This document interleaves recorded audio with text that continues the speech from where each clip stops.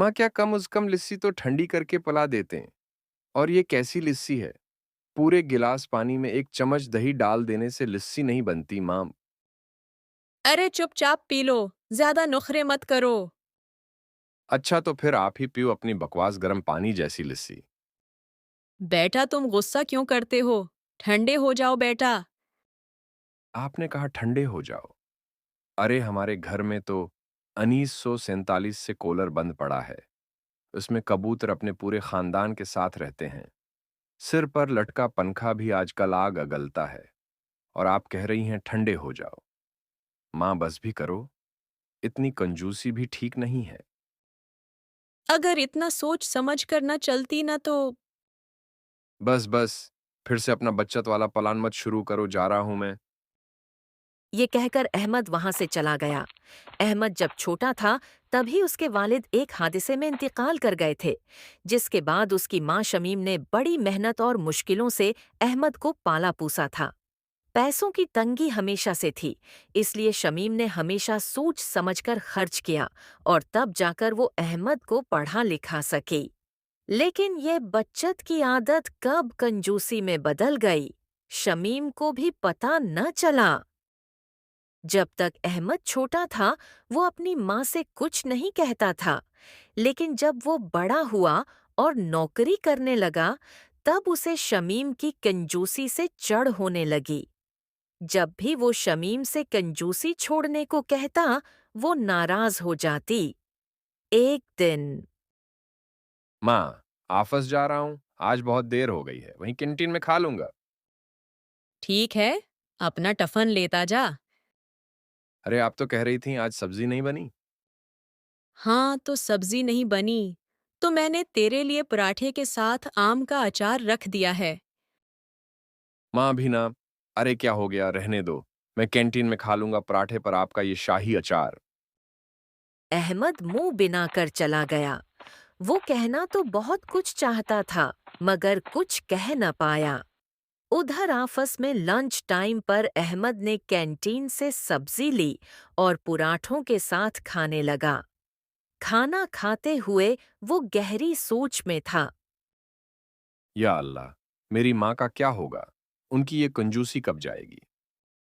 अहमद का मानना था कि जब तक वो नहीं कमा रहा था तब तक शमीम की कंजूसी जायज थी, लेकिन अब जब वो अच्छी खासी कमाई कर रहा था वो चाहता था कि शमीम भी सुकून से जिंदगी गुजारे, मगर शमीम खुद को बदलने को तैयार न थी।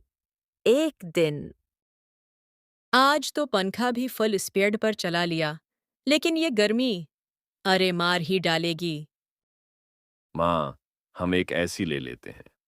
मेरे ऑफिस में ऐसी लगा है। पता ही नहीं चलता बाहर कितनी गर्मी है। एसी कितने का आता है? वो तो तकरीबन 90,000 का आता है। इतना महंगा? और फिर बजली भी बहुत खाएगा। माँ, ऐसी है तो बजली तो खाएगा ही ना। पिछले महीने कम बिजली चलाई, फिर भी 1,200 का बिल आया। माँ, आज के जमाने में 1200 कुछ भी नहीं होते। 1200 में मैं तेरे 4-5 ब्रांडेड अंडरवियर आ जाएंगे। अहमद हार मान गया। कुछ दिन बाद शमीम अहमद को शादी के लिए लड़की देखने ले गई। अहमद ने जब आयशा को देखा तो पहली नजर में ही दिल दे बैठा। वो बहुत खूबसूरत और सलीकामंद थी। जल्द ही उनकी शादी हो गई। अगली सुबह आयशा को प्यास लगी तो वो किचन में गई और फरीज देखा, लेकिन खोलकर हैरान रह गई। ये क्या, फरीज में कपड़े? शमीम के घर में फरीज तो था, मगर वो उसे अलमारी की तरह इस्तेमाल करती थी। इतने में शमीम आ गई। क्या देख रही हो बेटी? माँ जी, फ्रिज में कपड़े? हाँ बेटी, कपड़े रखने शुरू कर दिए हैं। और ठंडा पानी? वो सामने घड़े में है। ये तेरे ससुर लेकर आए थे। उसका पानी फ्रिज से भी ठंडा होता है। वक्त गुजरता गया और आयशा समझ गई कि उसका ससुराल बहुत कंजूस है। एक दिन टीवी देख रही हो? जी माँ जी। टीवी में कुछ अच्छा नहीं आता, बस फजूल चीजें। उससे बेहतर है पड़ोसियों से बात करो। माँ जी, कल मैं छत पर गई थी।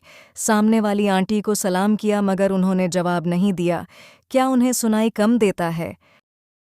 नहीं, वो हमें जानबूझकर नजरअंदाज करती है। हमारी उससे कई बार लड़ाई हो चुकी है। आयशा को ये बात ठीक न लगी। उसने रात को अहमद से बात की। वो आंटी बरी नहीं हैं। पहले हमारे ताल्लुकात अच्छे थे, मगर माँ की कंजूसी की वजह से सब खराब हो गया। 1 साल बाद गर्मी बहुत बढ़ गई। एक दिन आयशा को तेज बुखार हो गया। उसने अहमद को फोन किया। वो फौरन घर आया। आयशा, तुम तो बहुत तप रही हो, डॉक्टर के पास चलते हैं। और सिर्फ बुखार है। मैंने खिचड़ी बनाई है, ठीक हो जाएगी। ये लो पानी, पट्टी रख दो। अहमद ने पानी छुआ। वो नीम गर्म था। उसका सब्र टूट गया। बस माँ, अब बहुत हो गया। अगर फ्रिज चल रहा होता तो ठंडा पानी तो मिल जाता। अहमद गुस्से में घर से निकला, मगर उसकी मोटरसाइकिल पनकचर थी। वो रक्षा लेने निकला तो सामने पड़ोसन सलमी खड़ी थी।